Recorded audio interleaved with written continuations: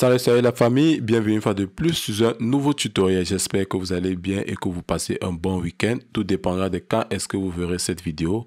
Aujourd'hui, nous allons parler de l'importation de notre production musicale. Donc, je parle du mix jusqu'au mastering sur les plateformes de streaming, notamment comme YouTube, Spotify, Amazon, Deezer, pour citer que cela.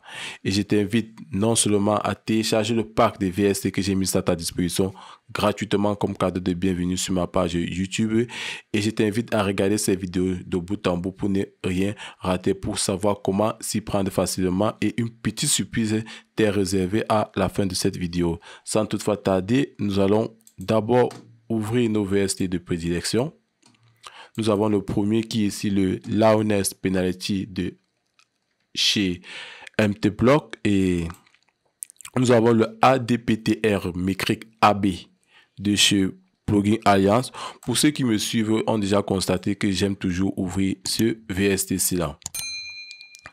Et je tiens à rappeler que ceci ne va pas sauver votre mix ni votre mastering. Il va juste vous permettre de gérer votre volume de sortie tant sur YouTube, tant sur Spotify. Donc, nous allons écouter cette petite musique que je tiens à rappeler que j'ai composée. Là, présentement, il me manque juste de faire les automations, faire des transitions de part et d'autres pour pouvoir faire vivre l'instrumental. Là, nous allons juste écouter l'intro, le couplet, le refrain et le pré-refrain.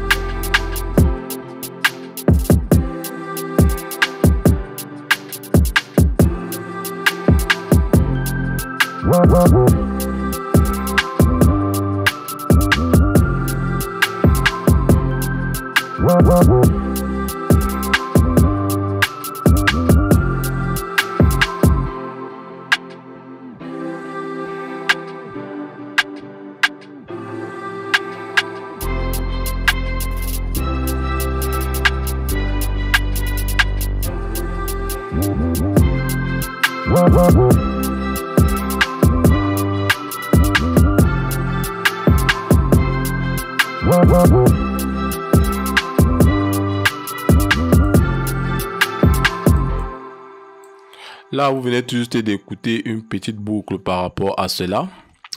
Pour ce qui concerne maintenant la description des plugins ici présents, nous avons ici le bouton Recettes. Là, nous avons les différentes plateformes de téléchargement. Nous avons YouTube, Spotify, Deezer, Pandora, Amazon, iTunes et Spotify Legacy. Si lors de votre processus de création, si vous constatez cette deux barres que vous voyez là, ça veut tout juste dire que vous avez respecté la norme de distribution. Sur YouTube, là, nous n'avons pas de problème sur YouTube, sur Amazon et sur Tidal. Je tiens à rappeler que ces données sont un peu biaisées dans ce sens où, parce que moi, nous n'avons pas écouté l'instru du début jusqu'à la fin. Donc, il est préférable d'écouter cela du début jusqu'à la fin. Là, nous avons juste pris une petite partie entre parenthèses. Sur Spotify, qu'est-ce qu'il nous dit? Il nous dit d'ajouter plus 0,1 dB sur notre musique comme volume, pardon. Et sur Pandora, qu'est-ce qu'il nous dit? Il nous demande d'enlever moins 2,9. Pareil sur Deezer, pareil sur Spotify Legacy et pareil sur iTunes. Maintenant, nous avons le bouton Preview et le bouton Auto gain. En fait, le bouton pivot va nous donner un sens. Donc, il va juste trouver l'équilibre entre le moins et le plus pour pouvoir exporter notre musique très facilement pour ne pas entrer trop dans les détails. Et maintenant, de l'autre côté, nous avons le ADPTR métrique. Là, il va nous servir de référence. J'adore vraiment ce VST là. Pourquoi? Parce qu'il va nous présenter le volume de sortie de chaque plateforme. Là, nous avons YouTube qui nous préconise d'avoir un loudness. Pour ceux qui ne savent pas, le loudness c'est généralement le volume. Nous avons un volume de moins 13. Là, nous avons bien respecté cette marge. Et là, nous avons un Spotify qui nous demande de respecter le volume de moins 14 loudness, pardon. Là, j'ai une difficulté par rapport à cela. Nous avons le Spotify et le Spotify, les gars, si pour ceux qui ont une connaissance plus avancée, faites-moi part dans les commentaires. Et ensuite, nous avons le Dynamic Master. Généralement, quand moi j'exporte ma production musicale, je me reste sur le Dynamic Master ou alors le compétitif pour ne pas dénaturer le son. Vraiment, ce n'est pas pour dénaturer le son. Maintenant, nous allons utiliser cela à contrario. Ça veut dire quoi? Nous allons essayer de booster le volume de notre sortie. Nous allons voir maintenant comment il se comporte à sens inverse. Ici, constate que nous avons dépassé la norme musicale. Là, nous sommes à moins 1,7, à plus 1,7 dB. Nous allons monter là à plus 5. Nous allons voir comment le VST va se comporter.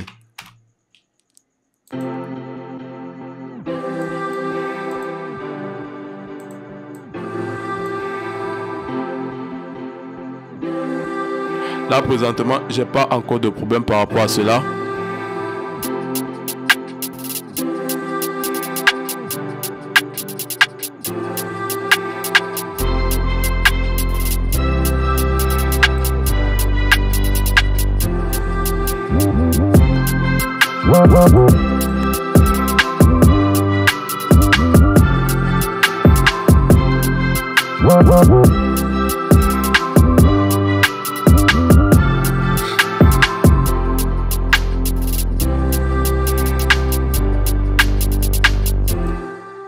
Nous allons rester sur cela. Vous constatez que j'étais à plus 1,5 dB si je ne me trompe pas. J'avais respecté la norme d'importation. Maintenant, je suis monté à plus 6 dB. Donc, j'ai ajouté quelques dB sur mon instru. Directement, qu'est-ce que YouTube dit? Quand nous allons placer notre fichier sur YouTube, qu'est-ce qu'il va faire? Il va écraser cela. Donc, cet analyseur va nous permettre de réduire cet écart de volume. Parce que lorsque vous dépassez cela, vous allez importer votre fichier sur YouTube. Qu'est-ce que YouTube va écraser cela et vous allez perdre non seulement en dynamique et sur la qualité de volume de votre instrumental. Donc, raison pour laquelle il faudrait entrer en possession de ce logiciel. Pour entrer en possession de ce logiciel, c'est très facile. Je vous dirai à la fin de cette vidéo. Donc, nous allons utiliser encore cela ensemble.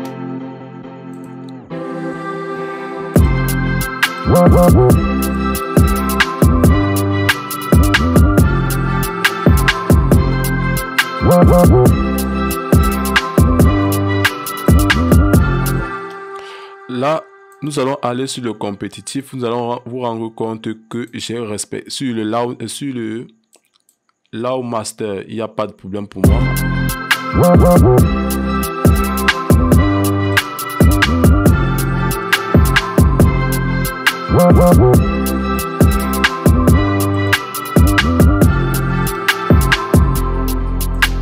Vous voyez, ici, je n'ai pas de problème en ce qui concerne le volume de mon son si je reste sur le Dynamic Master ou bien sur le compétitif ou alors sur le Loud Master. Le problème résulte sur la partie YouTube et la partie Spotify. Donc, ça va dépendre de comment est-ce que vous voulez exporter votre fichier sur les différentes plateformes, bien sûr. Ça, c'est une parenthèse par rapport à cela. Nous allons revenir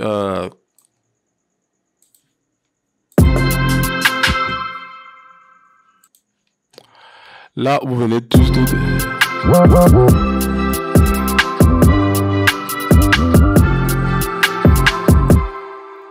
Là, vous vous rendez compte que nous avons exagéré en ce qui concerne le placement de notre musique sur les plateformes. Là, vous voyez cette petite flèche indique sur quelle fréquence ou sur quelle plateforme nous voulons vraiment travailler. Raison pour laquelle vous voyez cette flèche là, nous pouvons déplacer cela. Nous plaçons ici, nous plaçons ici là. Là, j'espère que ce petit tuto va t'aider maintenant dans ta distribution musicale. Comme d'hab, si tu as aimé la vidéo, je t'invite à t'abonner, à partager, à commenter, à liker et surtout activer la clé de notification pour ne rater aucune de mes vidéos. Pour entrer en possession de ces logiciels, c'est très simple. Tu t'abonnes, tu partages et tu me rejoins sur mon canal Telegram. C'était ATA Studio, c'était un tuto authentique. Je vous dis à la prochaine sur cela. Portez-vous bien, kiss.